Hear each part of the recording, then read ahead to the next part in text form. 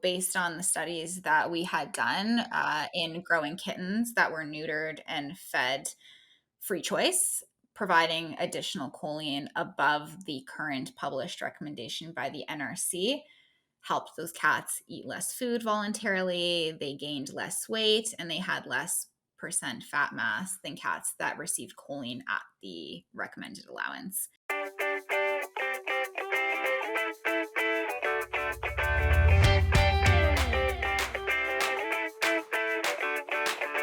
Hi, everyone, and welcome to the Pet Food Science Podcast, where we seek to discuss current research and how it may apply to innovation in the pet food industry.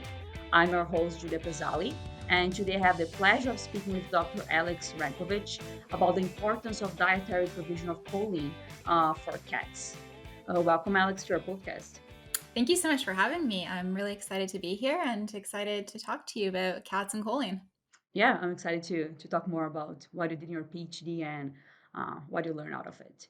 But before I start talking about choline and all the good research that you have done over the years, do you mind telling our audience a little bit of your background and how you ended up in your current position today? Yeah, of course. So, I guess to start, I'm currently a postdoctoral research fellow with Dr. Anna Kate Shoveler. I'm one of the other hosts of this podcast at the University of Guelph. So, I came to Guelph in a long time ago in 2012 for a degree in animal biology, thinking like a lot of people, I think, on this podcast and a lot of animal lovers, that the only career I could have if I was an animal lover was to become a vet. Um, and then during that undergrad degree, I was very lucky to have the privilege of taking lots of different animal nutrition courses in my undergrad. And I also started working at a retail pet store, which sold a lot of different diets to make a little extra money. And I very quickly realized how invested people were in what they were feeding their pets and how much it mattered to them. And just the variety and the diversity and the amount of pet food that was on the market. I just found it very fascinating. And so in my undergrad, I was very lucky that Dr. Adroni Verbruga, who's the clinical nutritionist at the Ontario Veterinary College at Guelph, she was hired on, and I started volunteering with her in my undergrad. So that led to me doing my master's with her. And I did a master's looking at different starch sources in commercial dog foods and how that affected glucose, insulin, and satiety. And then after 2 years of that, I decided I wanted to do a PhD, but this time in cats. And so that led to this series of research that we've done on additional choline supplementation in overweight and obese cats at maintenance energy requirements, which you and I will talk about more today. After I finished my PhD, I went and I worked full time as an equine nutritionist for a little bit because I did that during my PhD part time. And I am a crazy horse girl. But I missed the research, and I missed kind of the diversity of stuff that you see in research, and I missed the pet food industry. And so when Dr. Anna Kate Shoveler offered me a position to come back as her postdoc, I couldn't say no. So that's where I am today. Yeah, that's awesome, man. I know you're a rabbit person as well, so Yeah, not only a I'm an horse everything person. So person. I've got one of each: dog, cat, horse, rabbit. It's like a zoo, but it's good. It's fun. yeah, I mean you're more a comparative nutritionist because you know different species, which is really good to apply not only your personal life but professionally as well. Yeah, for sure. No, it's good to have, yeah, different interests and to learn from different species. So no, you're right. It's good. ProAmpac, your companion in pet packaging. Visit pets.proampac.com to explore our innovative sustainable solutions, such as our QuadFlex recyclable flat bottom bags, ProDura polywoven bags, ProEvo recyclable paper bags with grease resistance, and our proactive recyclable film and pouches that run at optimum speeds on your filling equipment. Elevate your wet food, treats, and kibble brand by utilizing packaging that safeguards and preserves product freshness. Trust ProAmpac for packaging that cares for your pets and the planet. pets.proampac.com. Every time I do a podcast, I like to start with a broad question and then you funnel into more specifics. So, very basic, what is choline and is it a vitamin or not? Because there always this discussion when you talk about choline. No, that's a very good question. So choline, it's an essential nutrient, and it is often grouped with the B vitamins, but it is not traditionally classified as a vitamin. And so that's because our body is able to make small amounts of endogenous choline, but we do still require it in the diet. And it doesn't work as a cofactor like our B vitamins do in these different pathways that they participate in. So it's not a vitamin, but we do often consider it to be a vitamin when we're talking about it kind of in the most simple form. Um, so yeah, it's got lots of different functions within the body. So it is involved in neurotransmission through the production of acetylcholine. It's involved in lipid metabolism through phosphatidylcholine synthesis. It's involved in the one carbon metabolism along with our other methyl donors. So it does do a lot in the body, which makes it a very, very interesting nutrient to study because it isn't just, you give it, you supplement it and you expect one result out of it. It participates in a whole different a bunch of pathways, so it can have different effects in the body with additional supplementation. Yes, definitely. And you mentioned one carbon metabolism, and maybe you can briefly, not in much detail, explain how interconnected choline is with other nutrients and uh, what is the one carbon metabolism, how choline fits, and just for our listeners to understand how complex it is, because sometimes we simplify is important, but understanding the implications behind it is also important too. Yeah, of course. So choline leads to the production of betaine, and so betaine is a methyl donor. And so what betaine can do is that it can remethylate homocysteine to methionine by donating that methyl group. And yeah, it does get a little bit complicated because you do have some B vitamins in there as well in our one carbon metabolism that act as cofactors that sort of help these enzymes and these pathways do what they're supposed to do. You also have folate that's in there as well. And so it's interconnected as well. And so it can also help with the remethylation of homocysteine to methionine. So they are all interconnected in terms of how much you provide one affects the other. And ultimately, what they do is, yeah, they'll remethylate homocysteine to methionine, which will result in our universal methyl donor called S-adenosylmethionine, or SAM, which ends up producing, I don't even know, so many different methylated products, L-carnitine being one of them, phosphatidylcholine being another. So it can affect so many different things. DNA methylation is another one that's really big that we talk about. So it does get really complicated, and I find it's really hard to talk about because it's almost easiest to see it in a figure and see how they all play in with each other. But yeah, you're right. It does get a little complicated when we think about all the different nutrients we provide in a diet and how the level of one can affect the level of another. Absolutely. Yeah, and metabolism is complicated because if you go in depth, everything is interconnected somehow. And when I think about choline too, it's two amino acids. Something is a big one to remember. Vitamins, and you said folate that is donated at one carbon with glycine, and if you go up threonine, so it's very interconnected with vitamin metabolism. Amino acid metabolism is a big one too, and the methylation is important. Yeah, And like, oh my gosh, I remember, like, I don't know whether you didn't do metabolomics for yours, did you? For your studies? I can't remember. I didn't do metabolomics now. Well, that was, you get kind of lists back of like 250 different metabolites, and then you're sitting there looking at these different pathways, trying to figure out, like, okay, so this is increased, so this must have increased too, and I guess maybe this was spared and this was decreased, and it's trying to map them all out. It's really fun when it clicks, but up until then, it'll drive you crazy because it's not just a simple linear pathway. It's, oh, maybe this went there and that went over here, and this affected this third pathway over here, and yeah, it can drive you crazy. But yeah, it's really interesting the way they all work together and the way our body works right at the end of the day, and yeah, the giant puzzle. Yeah, and we increase a metabolite, which is going to have an effect on the other pathway and the other pathway. And yeah, I think there's some metabolomics that even give you like 1,000 Oh metabolites. my Like, oh my gosh, yeah, God, no, this. I'm glad we didn't do that many. Yeah, no, 200 is good enough. I'd still be in my PhD if we did that many. I we made it out. Yep. So now that we kind of talk about the complexity of choline in our metabolism, when you're formulating, what's some sources of choline that we can have for nutrients? Of sorry for natural ingredients and more synthetic sources. Very often we'll provide choline as a choline salt. So most often you'll see it provided as choline chloride. But there are different, I guess, quote unquote, natural sources of choline. So the biggest one would be organ meats, as an example. We find a lot of choline in organ meats, but we'll also find it in eggs and wheat bran. So there are these different, I guess, natural sources as well. You'll also find in like soy lecithin as well as another one. We'll often see it supplemented with.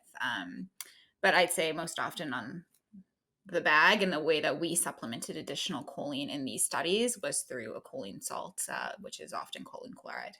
Yeah, and those some raw diets or gently cooked, sometimes they use those ingredient source of choline, but it's important to consider Mhm. shelf life and bioavailability too, and using different sources. Yeah, absolutely. And like, if you're feeding your pet vegetarian, as an example, and same with humans, like we have studies that people that are vegetarians don't get enough choline because, it is found in these animal products most traditionally. And so if you're not consuming enough of those, you have to supplement it. And so we have to think about that as well when we are Yeah, feeding our pets plant-based products as well. and talk about pets and choline. What do we know about choline requirements for cats specifically? Do we have empirical data, or do you know the physiological requirement? Yeah, so for the current requirements that have been established by the NRC, which is what AFCO and FEDIAF have based their recommendations on as well, these studies are all based, or the current numbers are based on research that was done, I believe, in the 50s, where they essentially tried to find the minimum amount of choline that would prevent fatty liver and cysts on the liver of these kittens, growing kittens, and prevent death. So that is what our current requirements are all based on for choline in cats. It's the prevention of fatty liver in growing kittens. Okay, so you're saying about growing kittens. I know Dr. Verbrugge's lab work with choline supplementation in growing kittens. Do you mind telling us the objective of that study and what did you find as our major outcomes? Is it important to supplement choline and diet for growing kittens? Yeah, absolutely. So that was a very interesting study that was led by Hannah Godfrey, who is now a PhD candidate within Dr. Adroni Verbrugge's lab. But she had done this as part of her master's or her big master's project. And so the way sort of, it was Dr. Adroni Verbrugge and Dr. Maritza Bakovic, who's a human nutritionist at the University of Guelph. They had, I guess, going way back when, sort of had this idea together about, in humans and in rodents, we know that choline can prevent the deposition of liver fat. And we also know that in livestock, if we supplement them with choline and its derivative betaine, that it can improve body composition. So often we'll see decreases in fat mass, increases in lean mass when we supplement livestock animals with additional choline or betaine. And so then from there was like a series of studies that was developed. And one of them was this kitten study where the question was, well, if we supplement kittens with additional choline, are we going to see similar to what we see in livestock, where we do see these improvements in body composition with the additional choline? And so for Hannah's study, what was done, and these are all published, was that we had 16 male kittens. I'm going to butcher 16, 15 male kittens. And so we brought them in, we had them neutered, and we started feeding them free feed. So they were in a colony. So, of course, we couldn't just put out a bowl of food because we did want to know how much each of them was eating individually. So instead, we fed them 3 times a day, and each time they were provided well over their daily energy requirements at each meal. And one of these meals for half the kittens was supplemented with additional choline. And I think for this study, it was 3 times the recommended allowance. I could be getting that wrong, but it was well over the recommended allowance what the NRC currently recommends for kittens. And so after, I want to say it was 16 weeks. No, I'm forgetting this as well. It was 12 to 16 weeks. I'm forgetting right now.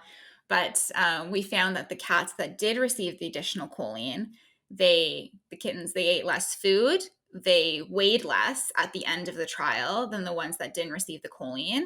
And when we looked at their body composition, they had less fat mass than the ones that didn't receive the choline. And so what was really interesting was a lot of it comes back, or a lot of the times that we've presented these trials, people will say, well, okay, maybe they didn't like the taste of the choline, so they ate less food with the choline and resulted on this.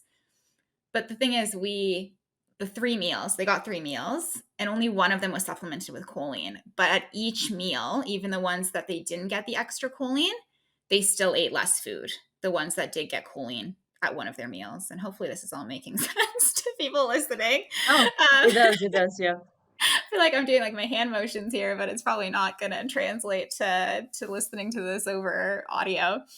So that was really, really interesting. And so, yeah, we did see that if you neutered male kittens, you were providing them with all the food that they could want, but you gave them some additional choline, that they did gain less weight and they did have less fat mass.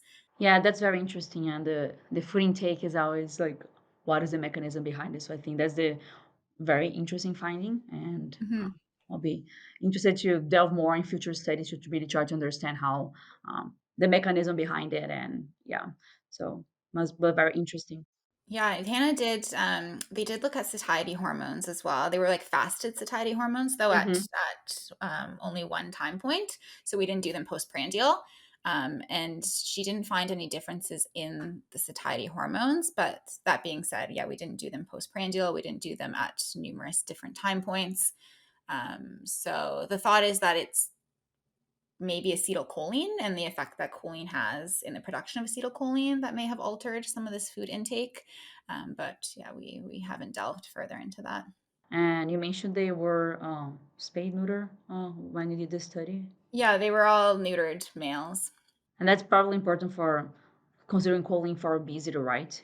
As yeah. Yeah, absolutely. So that was the reason we did this, is that, or we chose that population, is that there was research citing that males were more at risk of obesity than females, and that neutering or spaying a cat would also increase their risk of obesity. So we sort of Yeah. tried to take the most at-risk population that we could and put them through the study. So you did supplementation of choline for growing kittens, but you also did your own PhD, some supplementation of choline for adult cats, right? Mhm. So you mind explaining a little bit of your first and second study? Let's start with the first one and the goals and what did you learn about it? I know we can talk about that for hours, but more simplistic way, the goal and what did you find? Yeah, no, of course, I'd love to. So, my very first study from my PhD was a dose response study where we fed overweight and obese cats who were being fed at energy maintenance. So, they weren't undergoing weight loss. We were just feeding them to maintain their current body weights. We supplemented them with choline at control, so the current recommended allowance by the NRC, and then 2 times, 4 times, 6 times, and 8 times the current NRC recommended allowance for adult cats. And so it was a Latin square design. So each cat received each dose for 3 weeks at a time during this study. And so the goal of this one was, in 3 weeks, we weren't expecting them to change body weight or body composition, of course. But we wanted to know whether this additional choline, how would it affect those different pathways that you and I sort of discussed at the beginning, and also whether we were starting to see any changes in terms of liver health and lipid metabolism, specifically tied to the liver. And so we didn't really talk about it at the beginning, but apart from choline producing acetylcholine, and apart from choline going into the 1-carbon cycle through its derivative betaine, it also produces phosphatidylcholine, which is a phospholipid. And notably, when we're talking about liver health, phosphatidylcholine becomes really important because I guess to explain in the most simplest terms, when we're exporting triglycerides and cholesterol out of the liver, they get put into like this little packaging molecule, is what I'm going to call it, called very low density lipoproteins. And the membrane of those, it needs phosphatidylcholine. So our thought was, well, if we give them more choline, knowing that 95% of choline found is typically as phosphatidylcholine in the body, can we increase phosphatidylcholine production? And can we provide these triglycerides, I guess, more opportunity to export out of the liver and into circulation? And that's exactly what we found. Was we didn't do liver biopsies on this study, so we didn't get to assess like the fat percentage or anything in the liver tissue, but we did see that in serum we saw higher concentrations of triglycerides, cholesterols, in our different lipoproteins, which suggested that yes, we give more choline and then we get more export of these different fats out of the liver and into circulation.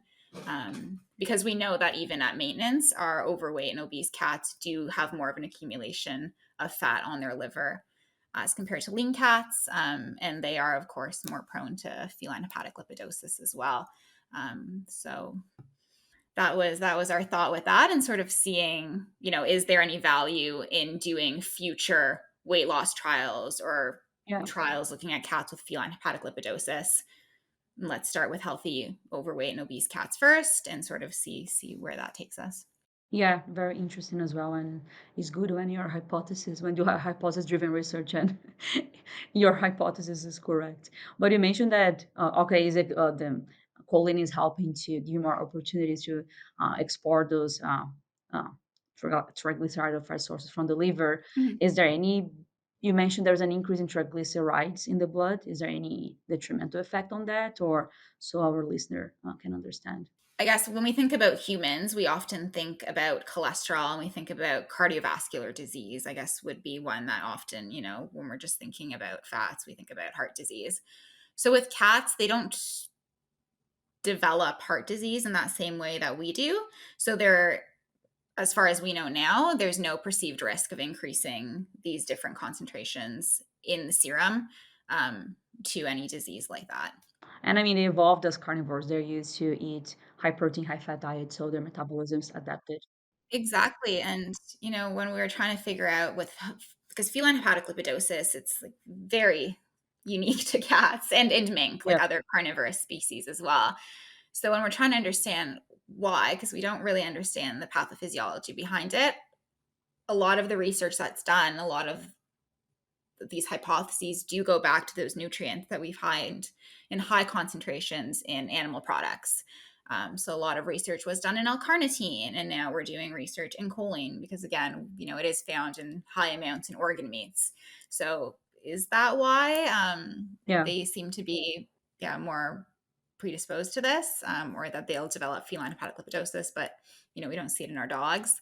Yeah, we don't know, but it does look like giving more choline Can help you. will help, as far as the research we have now. Obviously, again, haven't done it in cats that do have feline hepatic lipidosis. But yeah, so far it seems promising. Yeah, I read some studies in humans that when humans or induce leaky gut, they also accumulate fat in the liver. So I was like, okay, so cats are accumulating more fat just because they're not being fed, or because so there's like I think there's Yeah. things on feed restriction not only after the metabolism, but the digestion part or the lack of how is affecting the gut barrier, how that is affecting the liver. So not only like the fat metabolism, but those are Yeah, we don't know. Like those pathways you were talking about, right? So many things are connected. And it's yeah, our jobs would be a lot easier if they weren't, right? But yeah, it's a lot of problem solving. yeah. Well, at least it give us um, jobs because there are a lot of questions to answer research video. It's always good to have a job. So I've been talking about supplementing or providing dietary choline 3 times the recommended allowance, even for 8. So is there any detrimental effect of not over supplementation, but providing choline in a much higher level than the recommendations, or is there any safe upper limit that we should think when you're formulating diets with thinking about the provision of choline? That's a very good question. So, in our study, as I mentioned, we did feed choline at 8 times the current published recommended allowance by the NRC. And we fed that for 3 weeks at a time. And we didn't see any adverse health outcomes, anything weird about those cats after consuming the choline at that high of a dose for 3 weeks. I did get a lot of people asking me when I was presenting this research whether the cats like had a funny or fishy smell to them, because that's been reported as a adverse outcome of consuming too much choline in humans. And yeah, we didn't observe that at all. And the cats all ate the choline really well at all the different doses, actually. So that was really nice. But is a case study that was published, I believe, in 2021, with cats that had consumed a food that had to be recalled due to very high levels of choline in it. And so, what this report had cited was diarrhea, vomiting, hypersalivation. Um, and so, the interesting thing with that, though, was that they it was kind of like the cats came in, they sort of kind of used the information that the owner was providing in terms of how much food they had given. So looking at the reported choline that was analyzed in the diet on a dry matter basis and the amount of wet food that the owner had reported giving, they actually given less choline than what we did with our 8 times cats. So whether it truly was the choline, whether it was something else, we don't know. The owner did report that they did have antifreeze on their property as well. So that's the only current published case study of cats consuming too high of a level of choline with potential adverse health outcomes. But we haven't done any trials, any controlled trials to determine that. But yeah, we didn't notice anything with 8 times. And then our second study, we fed them 6 times for a longer period, and we didn't notice anything with that either. So at this time, there isn't enough data to suggest that feeding cats, especially at 6 times and at 8 times like we did, would cause adverse health outcomes. But obviously that's still something that we need to do, because feeding them for 3 weeks or 6 weeks isn't long enough. But that's something that needs to be done as well. Yeah, always challenging those to do those very long-term studies, right? So, Yeah, not enough funding for that. yeah, Not enough people for that. yeah, and I mean, when there's those recalls and case reports, it's hard to understand the nutrient intake and the environmental conditions. So there is a lot of players, you know, that come into when you have like a pathological condition, or in this case, Yeah. a No, absolutely. suspected choline overconsumption. So there is many other places, and sometimes like to blame one thing, and then there's many other environmental effects or even lifestyle that can have an impact on such outcomes. Yeah, absolutely. Yeah, they did test positive for like ethylene glycol. But yeah, but the fact that there was Yeah. antifreeze on site, like that's like how do you take that? You don't know, Hmm. when it's just they've been brought in and that's just been reported. So whether it was that, whether we know that choline can be degraded by bacteria to TMA and then TMAO, in the liver, which in humans, Yeah. there's been more research citing that, at high levels, there could be some toxicity with that. But again, more tied to cardiovascular research in humans. So, whether it's that, but we don't know the specific byproducts of bacterial degradation with choline in the digestive tract of cats. They have Hmm. evolved to consume higher amounts of choline and L-carnitine than we have or dogs have. So we just don't have enough research on that, unfortunately. But hopefully one day. And maybe there is recommendation specifically for target population where 8 times the requirement be more advisable. Maybe, healthy adult cats that are lean, they don't need that much, or maybe they do, but I don't see a need for that. But Yeah, no, I think you're absolutely right. Like with even ours, like we noticed the most benefit at the 6 times dose, and that benefit was more of this export of fat from the liver. But not all cats are going to have an accumulation of fat on their liver. So I do think that there are populations where this choline supplementation should be more targeted towards at higher levels. So I completely agree with you, right? And as we move into more personalized nutrition, individual nutrition, I Yeah. think we'll start to get those answers. But yeah, I absolutely agree with you that, like all nutrients, right? Like it's the same level isn't going to be ideal for everyone. And it does depend on those other things in the diet as well, like our methionine requirement and our Yeah. B vitamin levels and folate and everything else that does kind of play into choline metabolism as well.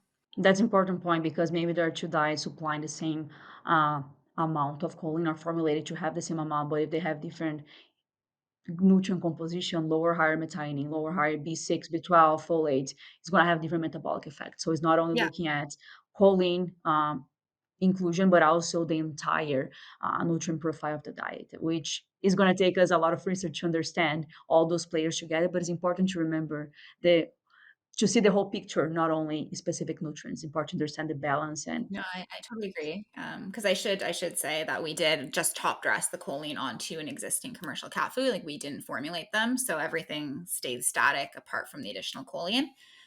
So I completely agree with you, and that's where you and I will join forces, and you'll combine your methionine requirement research yeah, and studies, and I'll combine my choline stuff, and we'll have an yeah. answer to how much choline you need to provide based on the level of methionine and vice versa.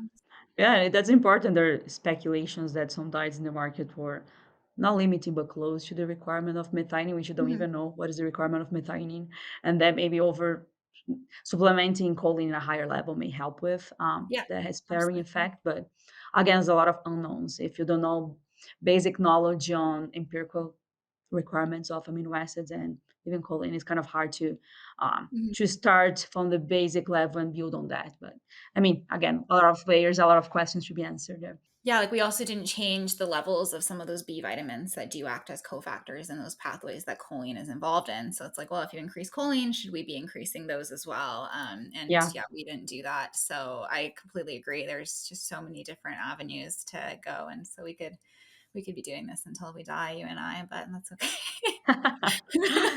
Hopefully, we can do some of that. Yeah.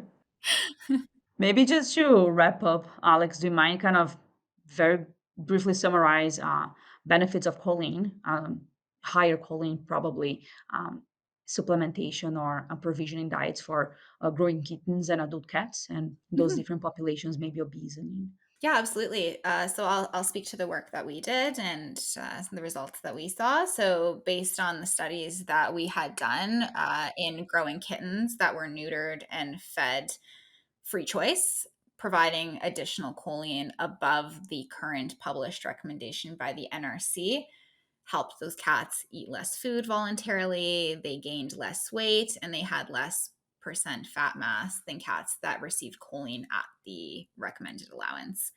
So for kittens, because we do know that gonadectomy and neutering them does predispose them to obesity later on. And, being obese at a young age and being overweight at a young age does predispose you to different health concerns later on in life. Absolutely. I think increasing choline in growing kittens, especially kittens that we know are going to be at risk of gaining weight and obesity. I think that's absolutely something that the pet food industry should consider doing. And I think based on some stuff that I have seen, I think there are companies that have already started to do that, which is very nice. It's nice to see when the research gets applied.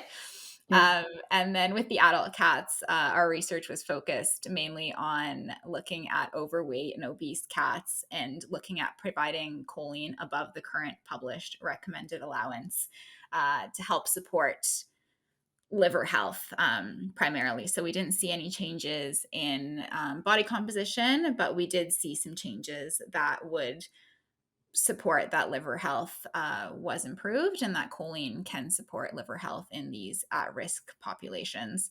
Um, so I think for cats that are overweight, obese, cats that are undergoing weight loss, where we know they'll be at risk of having additional fats on their liver. With drastic energy restriction, we know that can predispose them to feline hepatic lipidosis.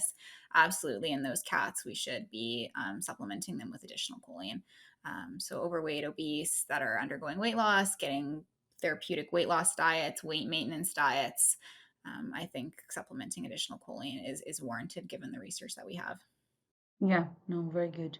And we need to make sure the owner don't overfeed because then all our formulation goes to it doesn't matter much. But anyways, But I guess with the kitten one, they were being fed, they were consuming way too much food and they still gained less weight with the extra choline. So if you're gonna be feeding free choice, yeah, top up that choline maybe, but ideally, yeah, maybe don't feed free choice. yeah, for adults maybe different than yeah. But anyways, there again more questions to be answered. Um, Yeah, yeah. That's a different problem to be solved in the pet food industry is how much people feed their pets and overfeeding, right? I don't think mhm. we're gonna tackle that with today's podcast. I don't want to try to answer those questions and educate consumers is very hard. It's So hard we're not. though. Like, I mean, Yeah. it's cats are like I talk about my cat and it's embarrassing to have a fat cat when you're a nutritionist, but like they are so smart. I my cat was a previous research cat at the University of Guelph, and I don't know whether it's his academic background, but he is really smart. So he's trained our dog to open the microchip feeder for him. So the dog like has a feeder that opens on his microchip, and he's like, yeah, somehow train the dog to like open it for him. So the dog will just sit there and watch him eat. And then I have to sit there and like separate the two of them. And so it's, you can do all these things. You can weigh the food, you can get microchip feeders, you can put them on weight loss diets, and they'll still find a way to train everyone in the house, including your other pets.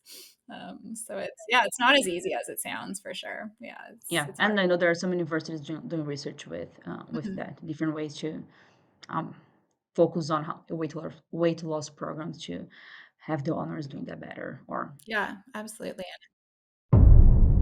It's time for our famous three. Leading pet food manufacturers, renderers, and ingredient suppliers recognize that Kemin is assurance. Every day they deliver specialized expertise, innovative products, and unrivaled support through the pet food and rendering value chain. From oxidation control and food safety to palatability and nutrition, all the way through a suite of tailored services that allow you to feel supported from start to finish to ensure you're getting the most from Kemin ingredients. That's why every step of the way, Kemin Nutritionist is your partner in pet food and rendering ingredients. thank you, Alex, for joining us today and sharing your knowledge about choline. Very interesting, and I'm excited to see future research in this area. And before we finish the podcast, I'd like to ask some questions, not specific to your research, but maybe more personal and related to choline. So the first one, what is the major source of choline from your own diet? That's a really good question. So I guess I already mentioned before the kind of vegetarians potentially consuming less choline in their diet and being more at risk of choline deficiency. So I am a vegetarian, but I do eat eggs. So the primary source of choline in my diet would be eggs for sure. Good. Better eat a lot of those. Make sure. Yes, eggs are getting expensive too. I'm gonna have to get a chicken to add to my zoo of animals here in the Yeah. house very soon. It's the only thing I don't have is a bird. Yeah, there you go. And talk about animals. You mentioned that you adopted a cat from your PhD research. So I know there's some still there as well. Do you plan to adopt any other cats from that were part of your PhD research, or you closed the house for them? I really want to. Our cat that we already adopted from the university is an angel, and he is, apart from the training the dog to eat to get his food, he's such a good boy. And yeah, we would absolutely consider adding another cat to our little zoo here. But I feel like you get a second cat because your first cat was so good, and the second cat is always like a little menace, right? I think that's how that usually goes. So, um, and yeah, I'll have to be careful about trying to find a cat that sort of is compatible with my bunny too. So, but I think I have a couple in mind from the colony that I think would fit in well, and that would be a good addition. So, yeah, I Yeah. absolutely would. I'm gonna maybe fight some other students for the ones I am looking at, but Everyone wants to adopt research animals because you work with them. You get, well, it's like a little souvenir, right? yeah, you mean like they work for you, so you better, leave them a amazing life after that. Yeah, I absolutely agree with that. And the last one is what excites you about research and specifically being involved with the pet food industry? Now, you mentioned that you work with horses and then you missed the pet food industry and be involved and you came back. So, what did you miss and what do you like? Why do you like it? Yeah, I guess I'll first just generally start, I guess, with what I love about pet food industry in general. And I think for me, it's I love my animals so much, and other people do as well, and we consider them members of our family. And people our age are now adopting more pets instead of having children, so they do have such a strong role in our life, and being able to support their health with something as simple as what someone feeds them, right? We feed them every day.